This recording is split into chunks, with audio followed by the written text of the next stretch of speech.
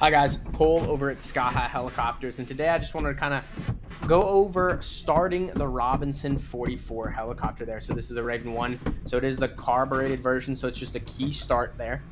And so going through, the first thing that we're going to be starting with is we're going to be priming the engine there. So I'm throwing the mixture in and I'm turning the rotor brake off.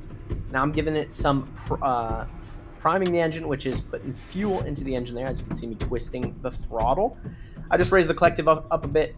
When I'm twisting the throttle, that really throws fuel in there. That helps with the Raven 1's getting started.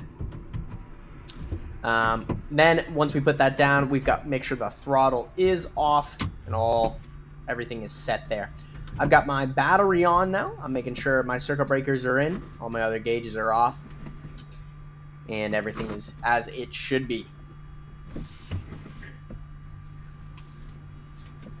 All right, and on this start there, so we're getting that key turned over. We're really making sure, triple checking that our throttle is off. We do not want that open when we're giving it a start there.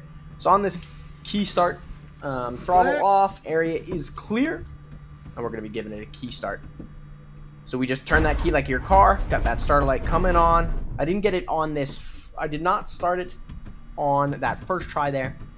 So we're going to give it a try again. I throw a little more fuel in there, a couple more primes. And we're going to give it another go.